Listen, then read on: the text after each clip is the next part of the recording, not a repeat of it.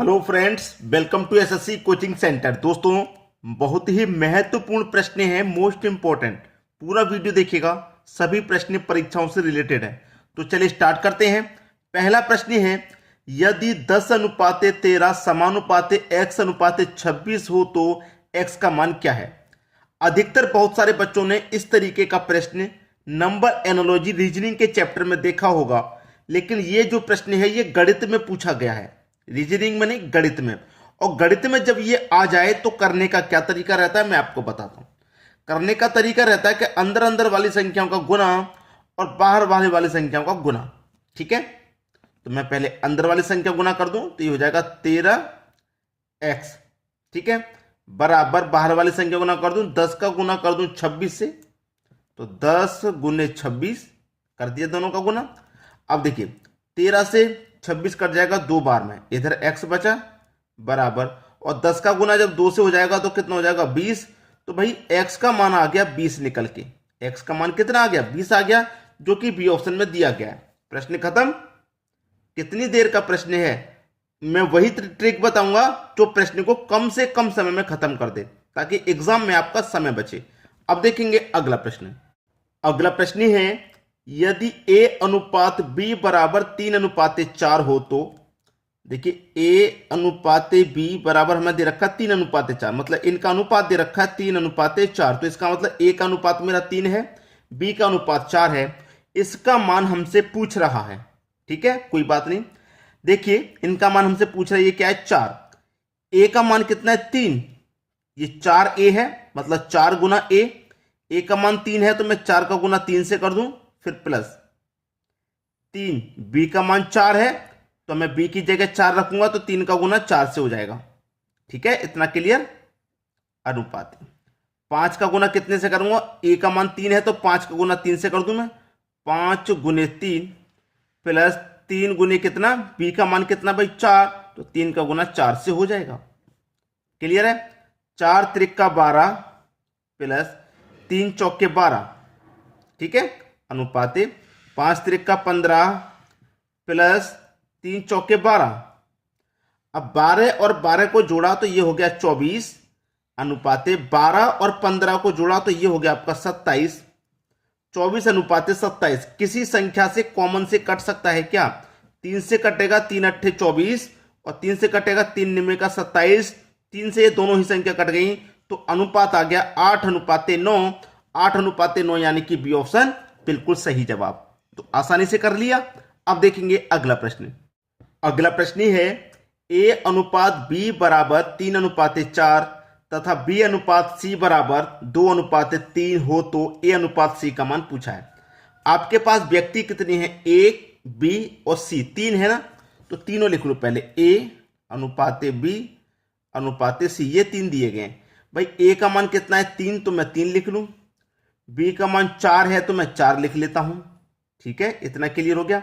अब देखिए b का मेरा मान 4 है, यहां पे b का एक और मान दे रखा है 2, तो b के नीचे ही b का दूसरा मान लिखेंगे 2। ठीक है भाई, b के नीचे ही b का मान लिखा जाएगा। अब c का मान है 3 तो c के नीचे लिखा जाएगा, लेकिन c के नीचे यहां पे नहीं, जब ये वाली लाइन स्टार्ट होगी तो यहां पे लिखा जाएगा इसके सामने। ठीक है, c के नीचे ही है लेकिन ये लाइन स्टार्ट होगी तो इसके बराबर में। अब ये जगह खाली बची, ये जगह खाली, तो खाली वाली जगह में उसके बराबर वाली संख्या भर देते हैं। ये बराबर में 4 है, ये खाली इसके बराबर में 2 है। बहुत सारे बच्चे कहेंगे बराबर में सर 3 भी तो है, 3 भी तो है, ऐसे क्यों नहीं लिया। देखिए हमने यहाँ पर 4 लिया था इस तरीके से, यहाँ 2 लिया इस तरीके से, ये वाला हम इस तरीके से लेते हैं, ये वाला हमारा सही तरीका होता है। अगर मैं ऐसे लूंगा ऐसे, तो ये मेरा गलत तरीका है। ऐसे लेते हैं बराबर वाली संख्या। ठीक है, बस 3 दूने का 6, 4 दूने का 8, 4 त्रिक 12, ये दोनों का तीनों का रेशियो मेरा निकल के आ गया। अब मुझसे जो पूछा मुझे बता देना, a अनुपात c पूछा, तो a का मान कितना भैया 6 और c का मान 12 है। क्या दोनों संख्याएं किसी कॉमन से कट जाएंगी, बिल्कुल। 6 1 कम 6, 6 दूने का 12, 6 से दोनों संख्या कट गई, तो 1:2 आपका सही जवाब। 1:2 यानी कि डी ऑप्शन बिल्कुल सही हो जाएगा। अब देख लेंगे अगला प्रश्न। अगला सवाल है, 16 एवं 4 का मध्यानुपात क्या है। मध्यानुपात पूछा है, तो मध्यानुपात कैसे निकालते हैं मैं आपको बता दूं। a एवं बी का मध्यानुपात, मध्यानुपात नहीं प्रथमानुपात लिखा हुआ, मध्यानुपात तो नीचे वाला निकालना है। 16 एवं 4 का प्रथमानुपात, सो ए और बी का प्रथमानुपात, ठीक है, प्रथमानुपात कैसे निकालते हैं? देखिए ए आपकी पहले वाली संख्या है, बी आपकी दूसरी वाली संख्या है, इसलिए ए और बी का प्रथमानुपात निकाला जाता है। तो प्रथमानुपात कैसे निकालते हैं? ए स्क्वायर डिवाइडेड बाई बी। तो ए आपका कितना भैया 16 है, तो 16 का स्क्वायर कर दो। 16 का स्क्वायर मतलब 16 गुने 16 लिख दो, चाहे 16 का स्क्वायर चाहे 16 गुने 16 एक ही बात है। बटे में बी कितना है आपका 4 है, ठीक है। अब देखिए 4 से कटेगा 16 4 बार में, और 16 का गुना 4 से हो जाएगा तो 16 चौके 64। भाई ये आपका प्रथमानुपात निकल के आ गया, यही आपका आंसर है। अब मध्यानुपात कैसे निकालते हैं इसे देख लीजिए। ये भी आपका ए है और ये आपका बी है, तो ए एवं बी का मध्यानुपात, बराबर कितना? ये होता है ए गुने बी स्क्वायर रूट में, ठीक है, स्क्वायर रूट में, बस निकल गया।